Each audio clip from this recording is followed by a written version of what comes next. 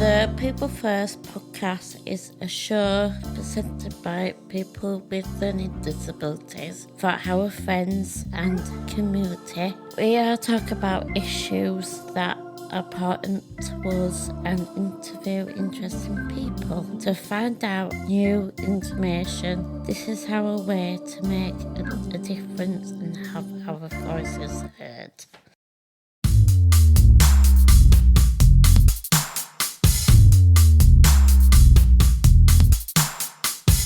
Hello, and we come to the People First. Today we are interviewing Adam, who we meet while we at NAIDEX 2024 in Birmingham. Adam is world record holder, and we wanted to learn about him and went to Guinness. We come, Adam. We hope you enjoy the show. Could you explain to us what you got your world record for, please? Yes, I got my world record for the fastest journey from John O'Groats to Land's End in a powered mobility vehicle, basically my powered wheelchair. So yeah, that's what I got the world record for, and I'm over the moon. I really am. When did start your journey from John O'Groats, Land's End? How long did it take complete? Oh well, I started the official challenge on March 23rd, 2023, and I finished it on April 13th, 2023. It took me 22 days, 6 hours and 16 minutes, but I actually left my house on the 23rd to drive all the way up to John O'Groats, but my official date was the 23rd of March. So yeah, it was a long journey. But the previous world record holder, I think, did it in 24 days, 9 hours or something like that. So I beat it by about 2.5 days, 3 days, I can't remember now. How did felt to the family got your Guinness World Record awarded to you?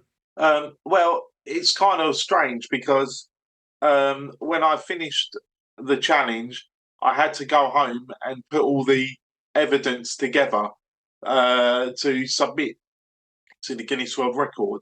So it wasn't until August that I actually found out that I got the Guinness World Record, and I was over the moon. I really was, because doing the challenge was a lot of work, and then putting all the evidence together was a lot of work. So yeah, it's an absolutely great feeling. But it's kind of strange because in everyday life I don't think about it. I get up and I'm just Adam, and then I've got it as a certificate in a frame in my living room. I haven't put it up there. It's sitting on a chair, and so every now and again, like maybe once every 2 weeks, I'll look over and I'll go, yeah, I did that. And a smile will come on my face and I'll be like, wow, I actually went from the top of Scotland to the bottom of England. So, it is an amazing achievement, a lot of hard work, but I'm proud. I'm really proud now. So, yeah. What was it inspired you challenge yourself this way?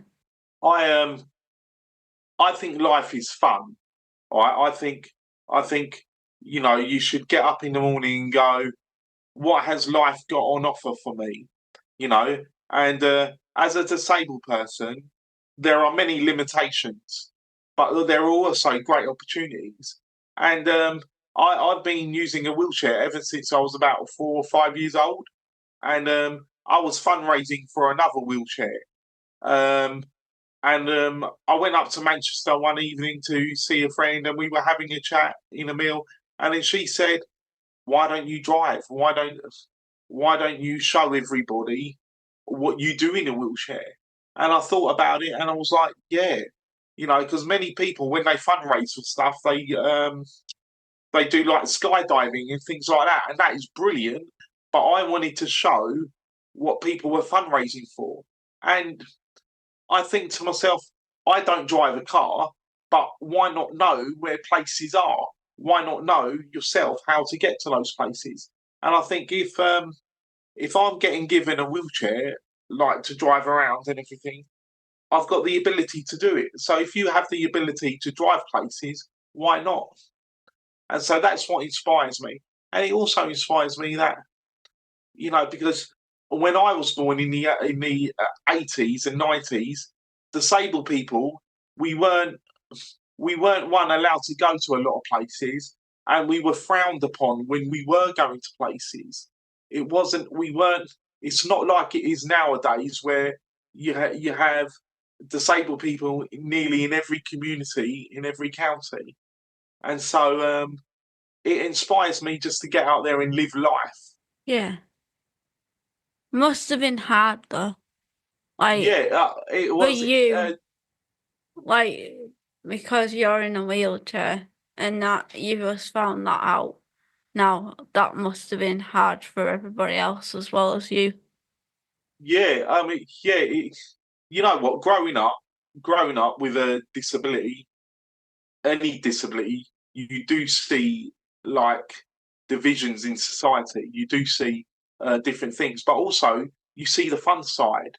You see what you can do and what you're able to do. And I have brilliant people who work with me, carers, volunteers, and they enable me to live my life. And I'm so grateful because they help me do the things that I'm unable to do.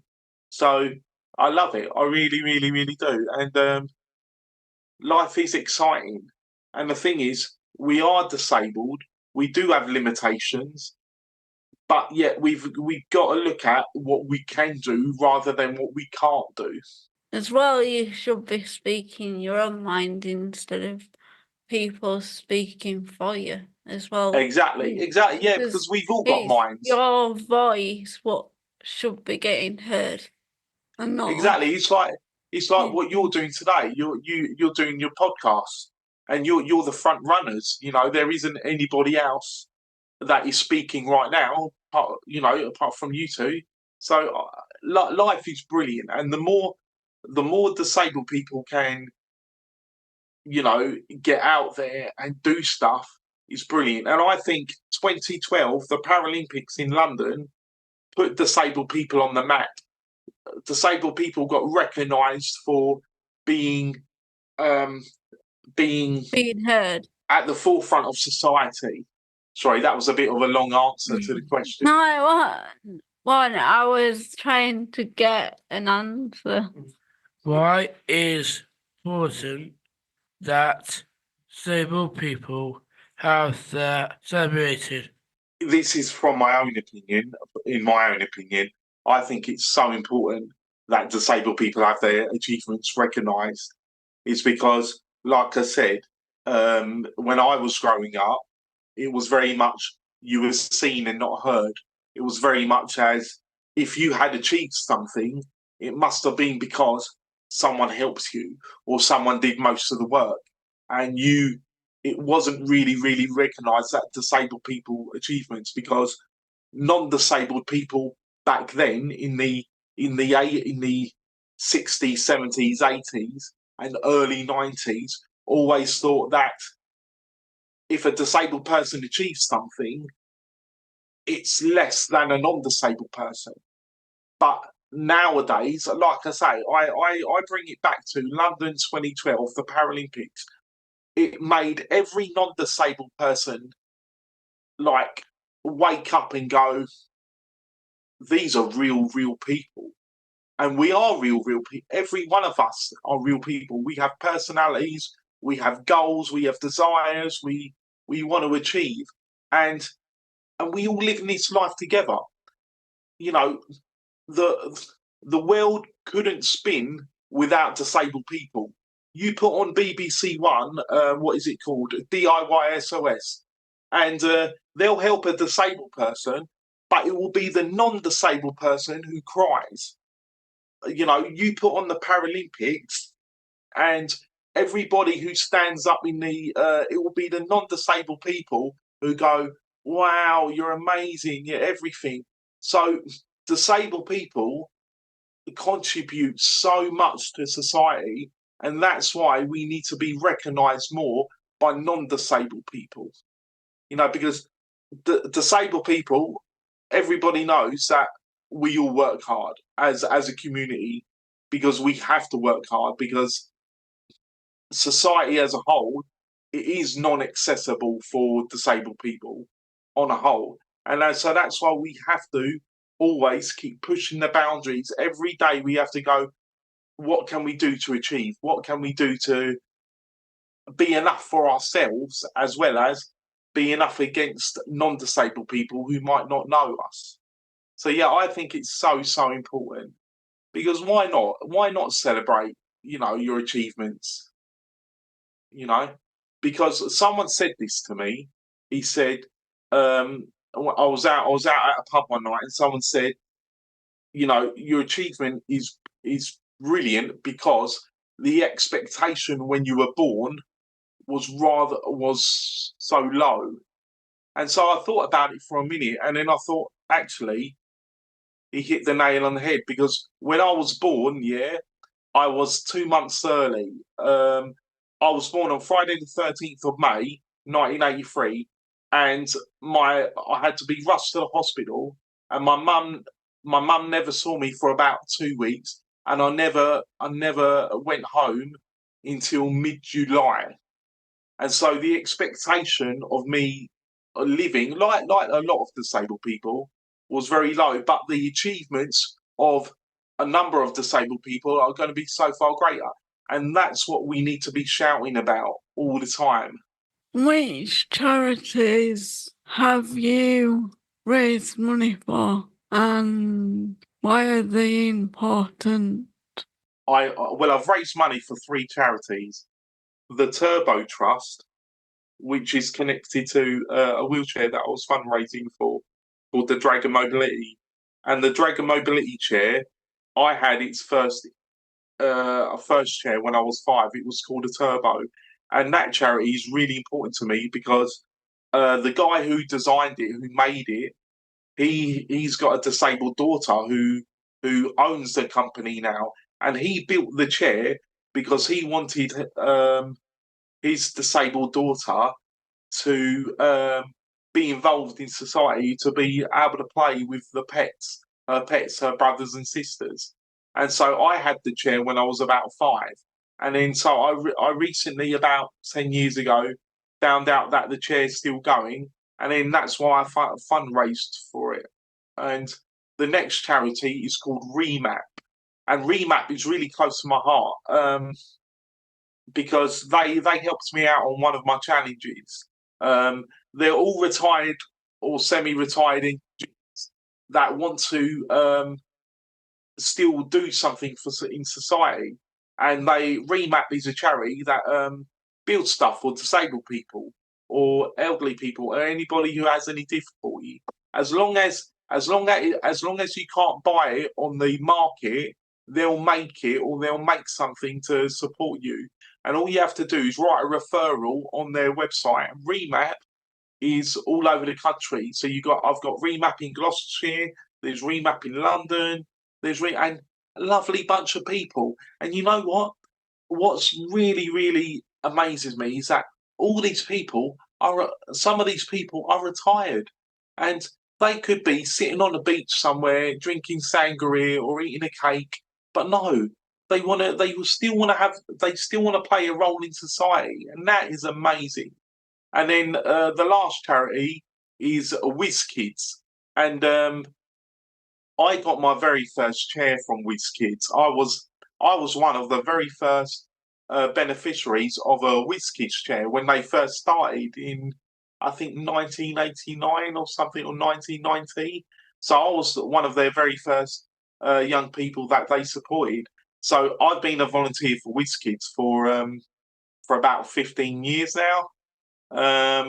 and I love them. They do wheelchair skills training, and what really amazes me is that you have these young kids, young people, as young as 4 years old, getting into wheelchairs, and they need to be taught how to brake, how to spatial awareness, control their speed, making sure they've got the seatbelt on.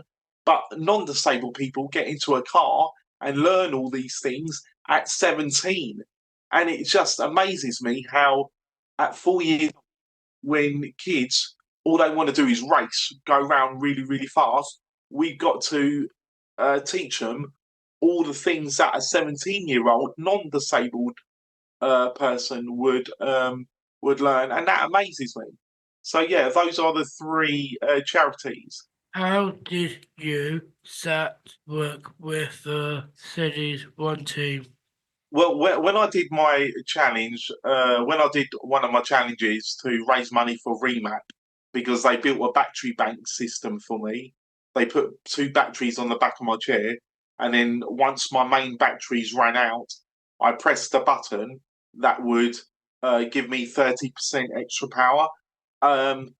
Someone from Remap London called me up and said, I know someone who works in Formula One, and he's just got a new charity, and he said he would give them a call about me and try and do something. So, and then that happened, and then these 2 Formula One people came round to my house. Bob Bell, who now kind of works with Aston Martin Formula One team. Bob Bell and his mate John, they have a charity called Grid for Good, and they both came round to my house with my friend Martin from Remap, Gloucestershire, and they chatted about the challenge, chatted about my chair, chatted about the challenge, and they said to me, what is your next challenge? And then at the time, I think it was 2018, 2019, I just said off the bat, I want to do John O'Groats to Land's End to break the world record. I didn't really know what I was talking about. I didn't really, I knew what was John O'Groats, I knew what was Land's End, but I didn't really know the scope, how big it was. And they said to me, right, we have a Formula One team who wants to be more corporate social responsible. And they didn't tell me who was it. And then I think Christmas 2018 going into 19, he texts me at Christmas going, the Formula One team is Mercedes Formula One. Now at the time, Mercedes Formula One team were the best Formula One team in Formula One. They won like 7 world championships. I was over the moon. And Lewis Hamilton, knowing that Lewis Hamilton's got a brother with the cerebral palsy, Nicholas Hamilton, I was just wow. It was like being on the X Factor, and then meeting them all, having some Formula One people round my house, sitting on my sofa. It was just, it was amazing, absolutely amazing. So yeah, that's how it all started. I'm a big Lewis fan. I like Carlos Sainz as well. I think he's good. I like Lando Norris, but yeah, Lewis because he's very passionate. He's very passionate, and I really want him to win one more. I think one more championship to make it 8. Then he can go. I've beaten the best, and I still feel a bit sorry for him how that last race ended in 2021. But yeah, that Lewis is the GOAT, the greatest of all time. How did it feel to appear on the last leg? What happened? Were you nervous? There's a short, funny story to that. The week that I got invited to be on the last leg, and I was on the last leg, it was the Cheltenham Horse Racing Festival, and I was up there all week with my younger brother, and I got a message through Twitter from the last leg going, "Hi Adam, we've seen your article with Mercedes in the Sun newspaper, and or in the newspaper, and we would like you to come on Friday. And then I was like, Chris, I'm at the Gold Cup. It was going to be the Gold Cup Friday. And so I messaged them and going, yeah, all right. And then I quickly rang my friend Emma and went, Emma, if I'm going to be on the last leg, would you come with me? And so on that Friday, I went to the races. I stayed for the actual Gold Cup race, the main race. And then I quickly zoomed home as fast as I could. Emma came from Manchester to meet me in Cheltenham. They said they would book me a taxi from Cheltenham all the way to the last leg. But what happened was the taxi was not accessible. So they booked me taxi, but it wasn't the right taxi for me. And then so they were on the phone going, look, we're really, really, really sorry. We're trying to get you another taxi. I was telling them that it's Gold Cup Friday. You probably won't get a taxi. And then they rang me up about 4:30 saying, Adam, can you quickly get on a train and get into London, and we'll get a taxi there to pick you up and take you straight to the thing. So I was zooming fast. Emma was running. We got on a 5:30 train that Friday. Got into London at 8:00. I got picked up from Paddington train station. Took all the way to their studios. Went straight in to the dressing room. Went from the dressing room to makeup. Never saw anybody. Went back to my dressing room, and then at 9:45, I literally went on the last leg for 15 minutes, having not seen anybody until I was on the live show. And then after, I literally went back to my dressing room. I asked to see Adam Hills, and I had a brief chat with him. Lovely guy, absolutely lovely guy. I literally said hello to Alex on a commercial break, and then I literally got back. They booked me a taxi to take me all the way back to Cheltenham. So yeah, it was an amazing experience. Really, really, really, really short. I mean, I would have been there for the whole afternoon, meeting them and chatting and everything like that, but that wasn't the case. It was really surreal because on TV it looks so much bigger, but when you're actually there, it looks like so much smaller. And so all my nerves kind of calmed down because it was like, oh, this doesn't look like Hollywood. But on a TV, everything looks like Hollywood. But I really enjoyed it. We beat you at NAIDEX 224. Did you join it? Your visit? What did you see while you were there? I absolutely love going to NAIDEX. I love going to NAIDEX because, meeting all brilliant, inspiring people. I mean, like yourselves, coming up to your stall and knowing that you do an amazing podcast. And like you said, you give a voice. And before I went to NAIDEX, I said to my friend Leroy, who came with me, I said, Leroy, I'm going to stick my world record up front. And I didn't know what the response I was going to get or anything. But then I had loads of people coming up to me, and it felt really good.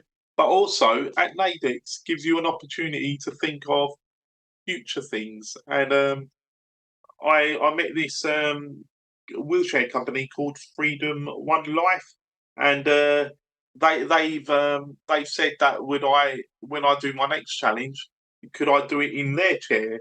And all these other great opportunities, but NAIDEX really brings it home that it's not just you. It's not just you that feels everything. It's not just you that is inspiring. I get such a boost from going to NAIDEX because of there's so many inspiring people like yourselves, and it makes me feel so proud to be a disabled person who belongs to a great community. We do. And it just what makes me laugh about NAIDEX is that you have probably every disabled person under one roof, like for 2 days a year, and they stick us in a hall that is so far away from like the train station or in the NEC rather than sticking us to the closest one. But you know what? It's what God gives you with one hand, He takes away with the other. But I love NAIDEX. I love the people that you meet, the innovations in wheelchairs or the innovations in lots of different things. And again, meeting you, you know, and hearing about your podcast and everything like that, it's amazing. It's the journey what comes with it as well. It really, really is. It And really it is. changes your life as well, what goes with it. Because when I was there, I actually cried my eyes out and I felt something for you guys, what I wouldn't have felt. And that Exactly. kind of changed everything when I came back here as well. Exactly. It inspires you to go more. You know what? I love crying. I'll watch soaps and I'll cry, and I'll watch movies and I'll cry. And you know what? NAIDEX also makes me realise, makes me go, I can't muck up in my life. I get so many brilliant people to support me in my life. I have carers. I have everything I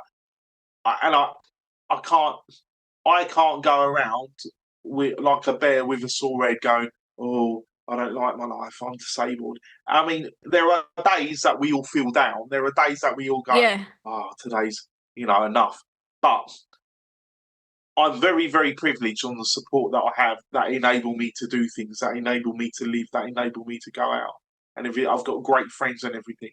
And so I can't do that because you know what? There are many, many people in this world that are less fortunate than me, and so I always think to myself, when other disabled people achieve, I love it. Absolutely love it.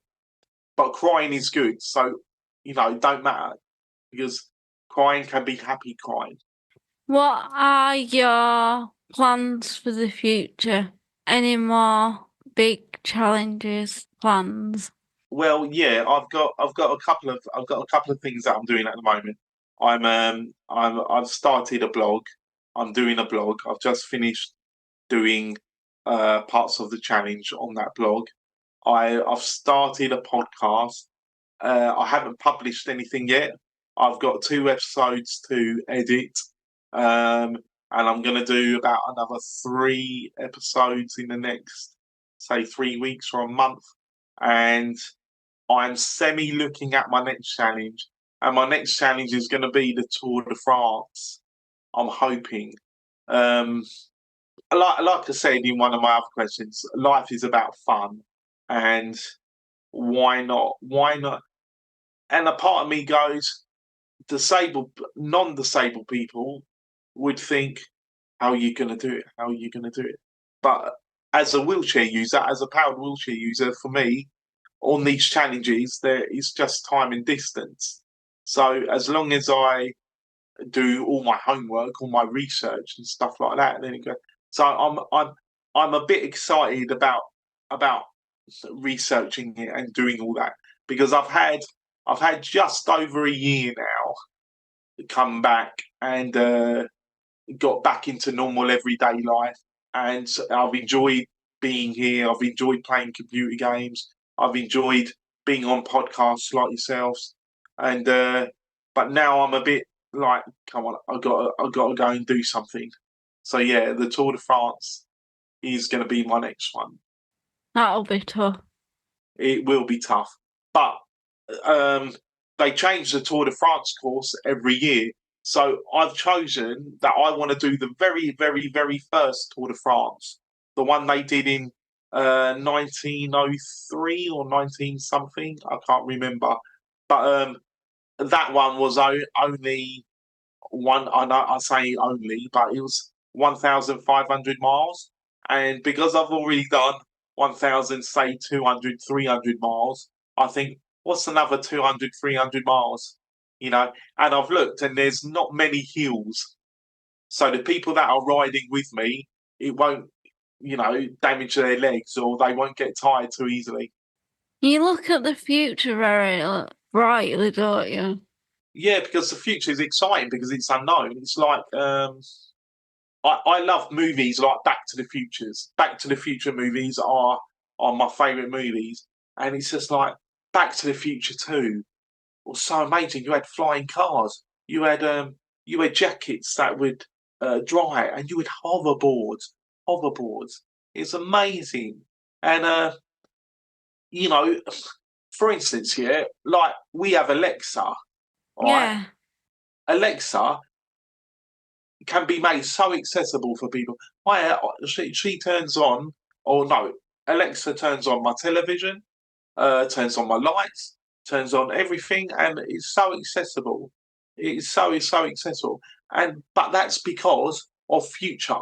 Every year that we go into the future, more possibilities to do stuff. You know, who would have thought in the 1990s that podcasts would be a big thing? No one. So I love the future, but I love living. I love living in it. Yeah. You know. Yeah, you can tell. Thank you. That's all we have time for today. Thank you.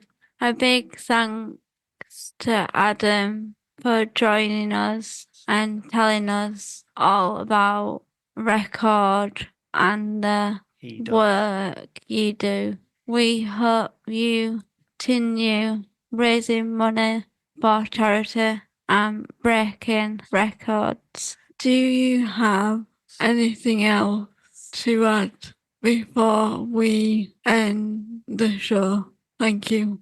I would just like to say thank you very, very, very much for inviting me on your podcast. It's been a pleasure. It's been a pleasure chatting about my world record and in hearing from you about what you enjoy and things like that. All right, and thank you again. Really, really, really is. And it's so brilliant. It's so amazing to achieve stuff, and it must be so amazing to have a podcast. How long have you had your podcast for? Just quickly. Daniel? About 2 years now.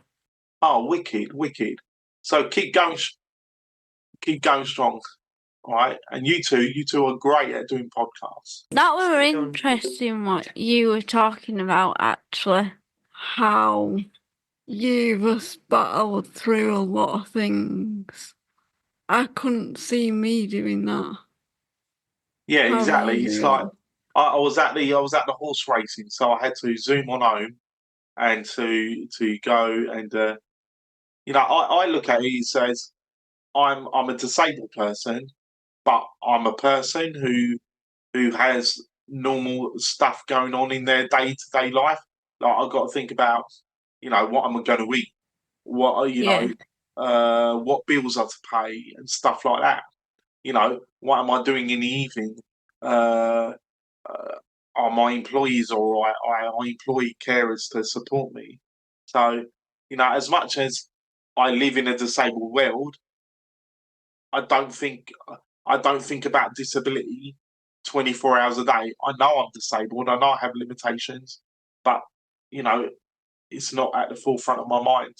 But it's every day. Every day you got to get up and you got to think. I'm here. And you're the one who has to live with that every single day. Exactly. It's not like a bad thing. No. Because I don't think you would want to change your life. Because No. what I mean, I'm seeing right now, you've got the perfect life. What you've told us. I think I've got the perfect life now. I'm nearly 41, so I've been through the education system. I've been through, and I'm happy with who I am within my own skin, with my disability. I know my limitations. I know I'm disabled. I know I live in a society that is 50% not built for me.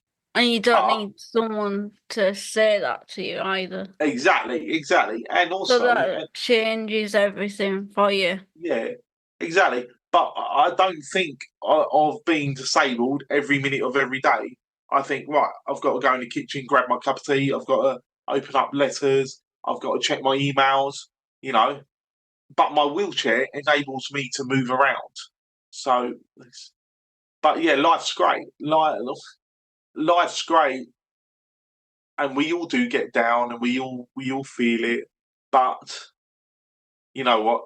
You've always got to look still on have to battle through the hard times as well as the bad time, and pick yourself back up, even if you don't like something. Well, life is full of everything, isn't it? You can't have one without the other. Yeah, that's good. Yeah. Thank you. Thank you very, very much. All right. I gotta say, you said about the awards, about are you enjoy yourself your Paralympics? Yeah, I really do enjoy the Olympics. I have a friend who plays boccia at Olympic level, and yeah, I really, really do. I really enjoy it because it's that for 2 weeks, yeah, all disabled people, whether they're a part of the Olympics or not, we're regarded in society as a whole as these amazing human beings. And where we are all amazing human beings, us disabled people are amazing human beings all of the time. But for 2 weeks, it's like the whole of the world talks about us. And you know what? It is amazing. But it's more amazing to see a really tight race on a track, like 100-meter runners. You know, like Johnny, he's like the runner, the 100-meter runner, and the wheelchair races, and then people who do shot put and swimming. Amazing. Sport is amazing. Remember to comment, like, share on Facebook, Instagram and Twitter. You can find us, search for the People First Podcast. Thank you for listening. See you next time.